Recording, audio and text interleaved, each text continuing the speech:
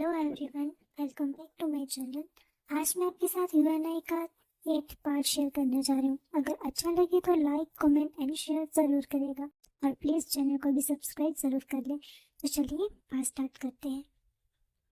वांगजी और विंग एक दूसरे को देख रहे थे। तभी विंग अपनी नजरों को वांगजी से हटाकर कहते हैं, तुम यहाँ क्यों हो? इस पर वांगजी कहते हैं, क्योंकि मुझे यहाँ होना चाहिए तुम्हारे पास। वांगजी विंग की ओर करीब आ जाता है। वांगजी को इतना नजदीक पाकर विंग का गला सूखने लगता है।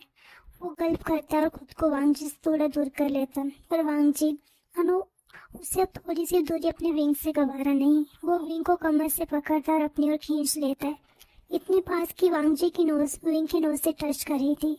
तभी विंग कहता है, लंजा, ये तुम क्या कर रहे हो? वो लंजा को दूर करने की नाकामयाब कोशिश करता है, पर वांगजी सिर्फ एक तक विंग को ही देखे जा रहा था। तभी वो बोलता है, विंग, क्या तुमने मुझे मिस नहीं किया?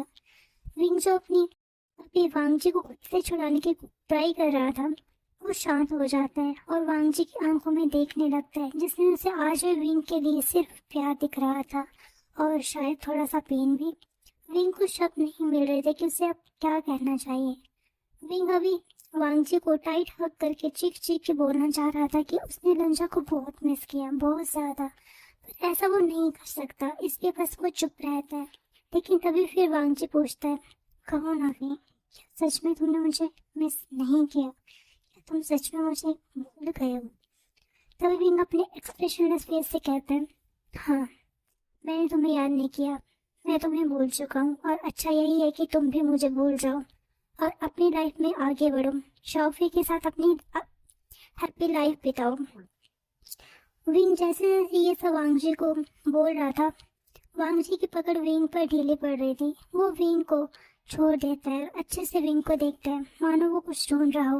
वो देखता है विंग का कोल्ड फेस और बेजान आंखें। ये चीज वांगजी के दिल को तोड़ने के लिए काफी थी। वांगजी विंग में आज उस 11 साल के वांगजी को देख रहा था, कोल्ड, एक्सप्रेशनलेस, फीलिंगलेस। विंग वांगजी की इन निगाहों से खुद को छुपा लेना चाहता था। ये निगाहें विंग को कमजोर कर रही थी, पर विंग खुद को कमजोर नहीं पड़ने दे सकता। विंग ये सब सोच ही रहा था, तभी उसे फील होता है एक वार्म हग। वांगजी ने विंग को गले से लगा लिया था। वांगजी का हग विंग को बहुत सुकून दे रहा था। विंग अनकॉन्शियसली वांगजी को हग कर लेता है और वांगजी विंग की बैक को जेंटली रब करता है। विंग बहुत कंफर्ट फील कर रहा था। 5 मिनट के बाद विंग वांगजी से खुद को दूर करता है। विंग वांगजी से अपनी नजर चुराते हुए कहता है, मैं चलता हूँ। ऐसे कहकर वो जाने लगता है। तभी वांगजी विंग का हाथ पकड़ लेता है और कहता है, विंग, मैं तुम्हें कभी नहीं छोड़ूंगा और मेरी लाइफ में तुम्हारे अलावा और कोई नहीं आ सकता, कोई भी नहीं। तभी विंग, जिसने अपनी आंखें बंद कर ली थी, वो अपनी आंखें खोलता है और बिना वांगजी की ओर मुड़े वहां से चला जाता है। और वांगजी जाते हुए विंग को एकटक देखता रहता है। अब हमें लान मैंशन का सीन दिखाया जाता है, जहाँ शाओ फैमिली डिनर पर आई हुई थी। सब लोग चुपचाप डिनर करते हैं। डिनर के बाद लान फैमिली और शाओ फैमिली एक साथ हॉल में बैठे हुए थे। तभी मिस्टर शाओ कहते हैं, मिस्टर लान, मैं आपसे कुछ इम्पोर्टेंट बात करना चाहता हूँ। इसमें लान शरण कहते हैं, हाँ बोलिए मिस्टर शाओ। तभी मिस्टर शाओ कहते हैं, एक्चुअली मैं चाहता हूँ कि वी और वांगजी की शादी कर दी जाए। इस पर लान चरण कहते हैं, पर इतनी जल्दी क्या है? वांगजी की एज तो अभी सिर्फ 25 ही हुई है और हमने अभी राशिचंद की शादी नहीं की, तो वांगजी की इतनी जल्दी क्यों? इस पर मिस्टर शाओ कहते हैं, आपकी बात समझता हूँ मिस्टर लैन, लेकिन देखिए ना, मेरी हेल्थ भी आजकल कुछ अच्छी नहीं रहती और वैसे भी उन्हें एक ना एक दिन तो शादी करनी है। और जहाँ बात रही शिचन की, तो आप ही कह रहे थे कि वांगजी बहुत अकेला रहता है, शिचन तो सबके साथ मिलके रहता है, तो उसके लिए लाइफ पार्टनर ढूंढना इजी रहेगी और जब चाहे वो शादी भी कर लेगा। लेकिन वांगजी अकेला रहता है तो उसकी लाइफ में जितनी जल्दी कोई आए उतना ही ठीक। इस पर मिस्टर लैन कुछ बोलने वाले होते हैं, तभी मिसेस लैन लानचरण का हाथ पकड़ लेती हैं और कहती हैं, आई थिंक मिस्टर शॉ ठीक कह रहे हैं। देखना, कल से वांगजी में चेंजेस आ रहे हैं और इसका क्रेडिट, ऐसा कहते ही शॉफी जो मिसेस लैन के पास ही बैठी थी, उसका हाथ पकड़ते कहते हैं, हमारी शॉफी को चाहता है और मुझे पूरा विश्वास है शॉफी हमारे वांगजी की लाइफ में बहुत सारी खुशियां ले आएगी। तुम हमारे वांगजी का ध्यान रखोगी ना? तभी शॉफी मिसेस लन का हाथ पकड़कर अपना दूसरा हाथ रखते हुए कहती है, of course aunty, you don't worry, I love रंजा, मैं उसका बहुत अच्छे से ख्याल रखूंगी। शॉफी काफी खुश थी, लेकिन तभी शिशन कहते हैं, बट मोम, हमें पहले वांगजी से इस बारे में डिस्कस कर लेना चाहिए। पहले भी अपने वांगजी से बिना पूछे उसकी एंगेजमेंट तय कर दी थी और अब ये शादी। इस पर मिस्टर शाओ कुछ बोलने वाले थे, लेकिन तभी उन्हें एक्सट्रीमली कोल्ड वॉइस सुनाई देती है, किसकी शादी? सभी लोग इस वॉइस को सुनकर फ्लिंच हो गए थे, ऑफ कोर्स मिस्टर लांचेन को छोड़कर। तभी शाओ फिर सोचती है, ओह नो, वांगजी इतनी जल्दी कैसे आ गया? वो तो एक इम्पोर्टेंट मीटिंग में था, ऐसा तो मेरे सारे प्लान पर पान फिर जाएगा। वांगजी अपना डार्क बट हद से ज्यादा कोल्ड ओरा लिए उनकी ओर बढ़ते हैं। तभी लांचेन कहते हैं, वांगजी, हमने डिसाइड किया है कि तुम्हारी शादी हम शॉफी से जल्द ही कर देंगे। सभी लोग वांगजी की ओर देख रहे थे। अगर उनके मन में भी अभी थोड़ा सा डर भी है तो ये कहना गलत नहीं होगा, सिर्फ लांचेन को छोड़कर सब लोग अपनी सोच में ही थे कि वांगजी क्या कहेगा। तब वांगजी की आवाज उनकी सोच से उनको बाहर ले आती है। वांगजी कहता है, मैं ये एंगेजमेंट तोड़ता हूँ, और सबको शॉकिंग स्टेज में छोड़कर वो यहाँ से अपने रूम में चला जाता है। शॉफी की आंखों में आंसू आ जाते हैं। मिस्टर शाओ गुस्से में मिस्टर लैन से बोलते हैं, ये क्या मजाक है मिस्टर लैन, आपका नेफ्यू कैसे ऐसे इस एंगेजमेंट को तोड़ सकता है? और आपने कुछ भी नहीं कहा। मैंने सुना था कि लांस अपना प्रॉमिस कभी नहीं तोड़ते, और यहाँ तो आपके नेफ्यू को लांस की रेपुटेशन को कोई ख्याल ही नहीं। क्या ये संस्कार? मिस्टर शाओ अपनी बात पूरा कर पाते उससे पहले लांचेन की कोल्ड आवाज सुनाई देती है, एनफ मिस्टर शाओ, अपने गुस्से को और अपनी जुबान को काबू में रखिए। मत भूलिए कि आप कहाँ और किसके आगे बोल रही हैं। बेहतर यही होगा कि अभी आप यहाँ से चले जाएं। और हाँ, आपने सही सुना है, लांस अपना वादा कभी नहीं तोड़ते। अब आप यहाँ से जा सकते हैं। मिस्टर शाओ अपनी बेटी को लेकर अपने दांत पीसता हुआ वहां से चला जाता है और पूरी लैन फैमिली वांगजी के रूम की ओर देखती है। वांगजी के रूम में उसकी आंट आती है। वो देखती है कि वांगजी खिड़की से मून को देख रहा था। वो वांगजी के पास जाकर खड़ी हो जाती है। वांगजी उनकी ओर देखता और कहता है, आंट, मेरी हैप्पीनेस शॉफी नहीं है, और जो मेरी हैप्पीनेस है वो मुझे मिल गया है। तभी उसकी आंट उसे प्यारी से स्माइल देती है। अब समय ऐसे ही बीत रहा था। वांगजी विंग के करीब जाने का कोई भी मौका नहीं छोड़ता, पर अब वही ना जाने क्यों उसे अपने से दूर करने में लगा रहता।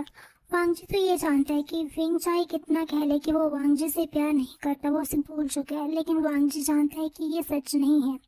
आज विंग उससे बहुत प्यार करता है। आज भी उसकी धड़कनें वांगजी के पास होने से इतनी तेज हो जाती हैं जैसे कि वांगजी की। विंग क्यों वांगजी को पुश कर रहा है वो नहीं जानता। इधर अभी लांच फैमिली की ओर से शाओ फैमिली को कोई अपडेट नहीं दी गई, बस ये कह दिया गया कि वांगजी को टाइम देना चाहते हैं। लेकिन शॉफी जानते थे कि टाइम तो सिर्फ बहाना है। वांगजी कभी भी उसके लिए हाँ नहीं करेगा, खासकर जब तक वो विंग उसकी लाइफ में है। वो वांगजी की लाइफ से और अपनी लाइफ से इस विंग को हमेशा के लिए निकालना चाहती है, इसलिए वो कुछ प्लान कर रही है। अब हमें सीन दिखाया जाता है जहाँ विंग अपनी नाइट शिफ्ट करके घर की ओर जा रहा था, लेकिन चलते चलते उसे फील होता है कि कोई उसका पीछा कर रहा है। पीछे मुड़कर देखता है पर उसे कोई नहीं दिखता। वो अपना बहन समझकर फिर से अपने कदम अपने घर की ओर बढ़ाता है, लेकिन उसे अब भी यही फील हो रहा था कि कोई तो है। वो बिना पीछे देखे अपने कदमों की रफ्तार बढ़ा देता है और उसे ऐसा लगता है कि जो उसका पीछा कर रहा है वो भी सेम ही तेजी से बढ़ रहा है। वो लिटरली दौड़ने लगता है और जब उसे लगता है कि अब उसका पीछे कोई नहीं कर रहा, वो सेफ है, तो वो एक दीवार के सहारे खड़े होकर गहरी गहरी सांस लेने लगता है। तभी वो देखता है कि उससे थोड़ी दूरी पर एक कार रुकती है और उसमें से कोई बाहर आता है। विंग कहता है, लंचा। वांगजी कार का डोर बंद करके एक प्यारी स्माइल विंग की ओर जैसे ही बढ़ने लगता है तभी वो फ्रोज हो जाता है। उसका चेहरा जो अभी अपने विंग को देखकर बहुत खुश हुआ था वो डर में बदल जाता है। विंग जो लंजा को देखकर सीधा खड़ा हो गया था, लंजा के बदले इस चेहरे के रंग को लेकर वो समझ नहीं पा रहा था। तभी वांगजी अपना हाथ ऊपर उठाता है और इशारा करते हुए कहता है, हनुमान से तुम्हारे पीछे विंग। सब कह के वांगजी विंग की ओर दौड़ने लगता है।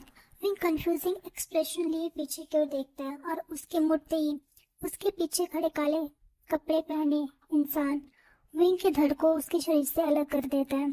तभी वांगजी जोर से चिल्लाता है। सब कुछ बहुत खामोश था और उस खामोशी में सिर्फ सुनाई दे रही थी तो वांगजी के दिल की बढ़ी हुई धड़कनें और उसकी गहरी गहरी सांसें। वांगजी का शरीर पूरी तरह पसीने में भीगा हुआ था। जो वांगजी का एसी रूम जिसका टेम्परेचर माइनस में था वो भी वांगजी के इस पसीने में डूबने से रोक नहीं पाया। तभी वांगजी अपने मुंह पर हाथ फैलाते हुए बोलता है, ये कैसा भयानक सपना था, मेरा तभी वांगजी अपना मोबाइल खड़बड़ी में उठाता है और विंग को कॉल करता है, लेकिन विंग कॉल नहीं उठाता। वांगजी बहुत घबरा रहा था। वांगजी फिर से विंग को कॉल मिलाता है और इसी दौरान वांगजी अपनी कार कीस लेकर अपने मैंशन से बाहर आ जाता है। विंग वांगजी का कॉल अभी भी नहीं उठा रहा था। वांगजी कहता है, तुम मेरा कॉल क्यों नहीं उठा रही wing? Please pick up the call, I am scared, please. वांगजी अपनी कार स्टार्ट करता है, लेकिन कहाँ जाए वो? विंग के घर।